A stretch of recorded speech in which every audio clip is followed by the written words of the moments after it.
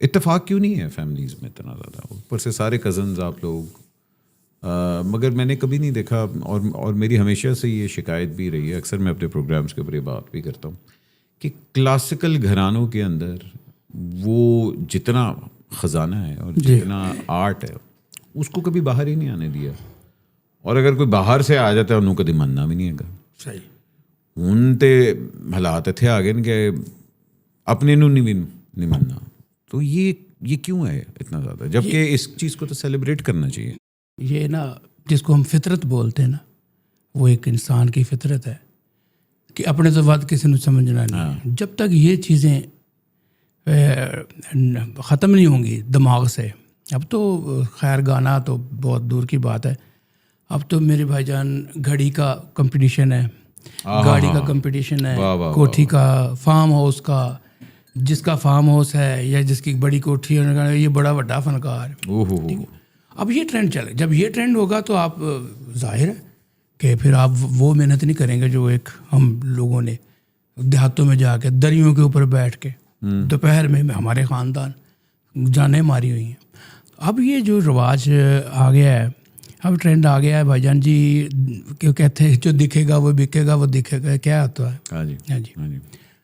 تو اب جب انسان کا مائنڈ یہ ہو جائے کہ مجھے بس اب دیکھیں، مجھے دیکھیں، اب میرے بھائی کو نہ دیکھیں، میرا زیادہ نام ہو جائے، یار اس کا نہ ہو، میں تان بڑی اچھی مارنا یار اور کچھ نہیں مار رہا، میں جڑا سر لانا وہ کو نہیں لگتا، جو مینوں میں ماترے گن سکنا وہ فلانا نہیں گن.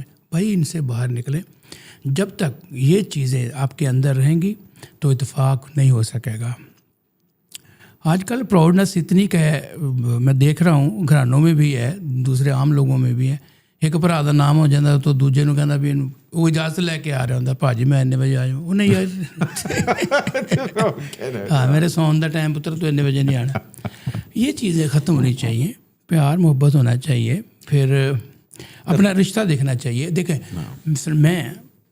میں ہمیشہ جو میں نے پہلی جو فیسٹیول کیا تھا اس میں بٹ صاحب میرا ایم یہ تھا، ایک تو میرے پاپا کا تھا کہ یا اللہ جس طرح کے وہ فنکار تھے، لوگوں کو جو گانے بجانے والے ہیں وہ کچھ جانتے تھے کچھ نہیں، انہوں نے سنا تھا جو نئے لوگ تھے. تو وہ دوسرا میرا یہ تھا کہ ہم خاندان اکٹھے ہو جائیں، جو کہ جب میرے والد صاحب زندہ تھے تو نصرت فتح علی بھائی اور میرے والد صاحب، ہم فیصل آباد جاتے تھے، لسوڑی شاہ جنگ بازار گھر تھا، ادھر طاہر کریم داد کے گھر، مجاہد مبارک علی کے گھر، بھائی نصرت فتح علی خان، بھائی فرق علی خان، ہم اکٹھے تھے سارے.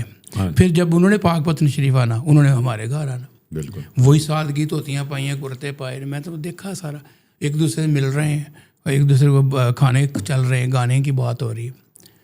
پھر جب نئی نسل آئی ان میں وہ میں نے کہا نہیں، یہ دوریاں بڑھ گئی ہیں. کچھ اس طرح بھی بڑھ جاتی ہیں کہ لوگ جب آؤٹ آف فیملی شادیاں کرتے ہیں تو وہ بھی بڑا ایک ہو جاتا ہے. اچھا ہاں. اور آپ لوگوں میں تو ہے کہ مطلب کہ بھائی خاندان کے اندر ہی نہیں تھا جب تک والد صاحب زندہ تھے، جب نصرت فتح علی خان صاحب زندہ تھے تو اس طرح ہی ہوتا تھا.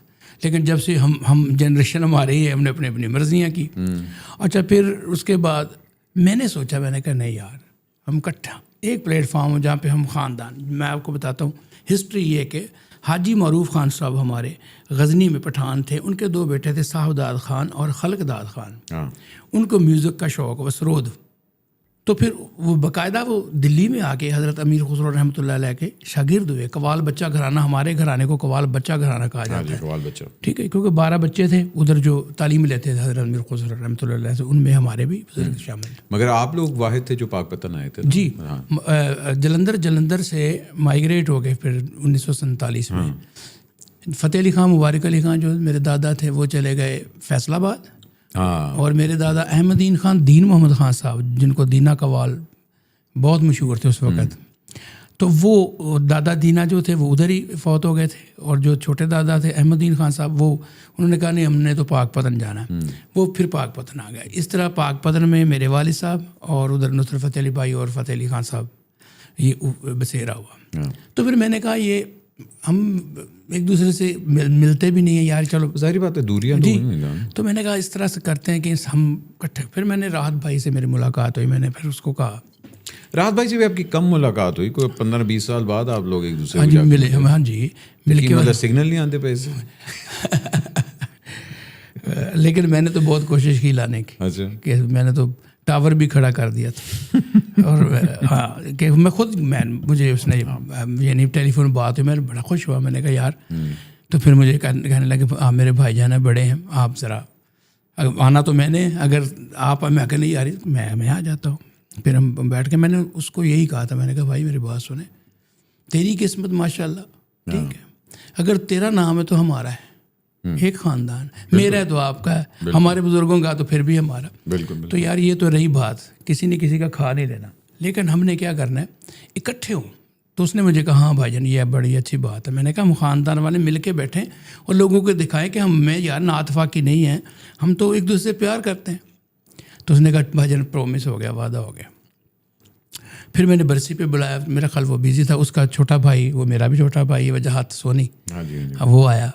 تو پھر میں نے اسٹیج پہ جا کے اتنا میں خوش ہوا. میں نے کہا یہ دیکھیں آج 2 بابا کی اولاد, صاحب داد خان, خلق داد خان, آج اکٹھے بیٹھے ہوئے ہیں. مجھے بہت خوشی ہوئی. تو میں تو چاہتا ہوں کہ سارے میرے بھائی میرے ساتھ مل کے بیٹھے, مجھے بلا لیں, میرے پاس آئیں. اور جہاں سے بات آپ نے شروع کی تھی, اتفاق نہیں رہتا, تو میں کہتا ہوں پہلے کوشش کرنی چاہیے. یہ نہ دیکھیں میں عمر میں بڑا ہوں, ٹھیک ہے جی, یہ میرے پاس چل کے آئے, میرے یار یہ دور نہیں ہے. آپ چلے جائیں, خود چلے جائیں. میں چاہتا ہوں مجھے کوئی یاد کرے, میں چلا, اس میں میری کوئی بےزتی نہیں ہے. میں خود میں چلا جاؤں گا, جا کے سب کو مناؤں گا. لیکن تھوڑا سا آگے والے کو بھی چاہیے کہ اگر کوئی گلے ہیں تو پھر بیٹھ کے ہوتے ہیں نا گلے. ہاں ظاہری بات ہے. اور وہی بات ہے, بات کرنے سے گلے نکلتے ہیں نا. اگر آپ ایک دوسرے کو بات ہی نہیں کریں گے تو پھر تو وہ چیزیں اندر ہی رہیں گی. مجھے کسی نے کہا کہ راحت بھائی کے بارے میں, تو کہتے جی کیسا گاتے ہیں. میں کہا جی سر دے پکے تے کنا دے کچے نے بھائی میرے چھوٹے. اچھا, کہ آپ کوئی بات آگے کسی نے کہہ دی یار, وہ بھائی کوئی ایسی بات ہے بٹھاؤ. وہ ہے نا گانا کہ اگر تمہیں گلا ہے مجھ سے ملا کرو, ہاں, اور مجھ سے گلا کرو. تو اگر ایسی بات ہو جائے تو دوریاں ختم ہو جائیں. تھوڑی سی قوالی کے اوپر بات کرتے ہیں. دیکھیے کیونکہ قوالی ایک ایسا آرٹ فارم ہے جو اسپریچولیٹی کے ساتھ جڑا ہوا ہے. یہ ایک واقعی اس کی اگر ہسٹری بھی ہم لوگ دیکھیں تو ہمارے خطے کے اندر سب سے زیادہ اس کے رنگ پائے جاتے ہیں. لیکن اب قوالی کو اتنا زیادہ کمرشلائز کر دیا گیا ہے. ہم لوگ, میں نے مطلب بچپن میں قوالی ہم لوگوں نے مزاروں پہ جا کے سنی, بی بی پاک دامن پہ جا کے, پاک پتن شریف جا کے, ہاں مطلب وہاں آپ جا کے قوالیاں سنتے تھے. انہیں سی قوالی کرتا ہے, ٹھیک ہے نا. ٹھیک ہے, میں وہ چیز انڈرسٹینڈ کرتا ہوں کہ جی ہر چیز اپنا ماڈرن رنگ پکڑتی ہے, آل دیٹ سارا کچھ. لیکن پھر اس کے اندر سے وہ جو قوالی کا ایسنس ہے وہ نکل چکا ہوا ہے. یا تو پھر آپ کلام بھی وہی رکھیں اور سارے کچھ, پھر آپ نے قوالی کے شعر بھی فلم کے اندر ہر دفعہ ہیرو نے اینڈ چاہ کے قوالی دے اتنے ہی جا کے کڑی نو رونا ہے, سارا کچھ کرنا ہے.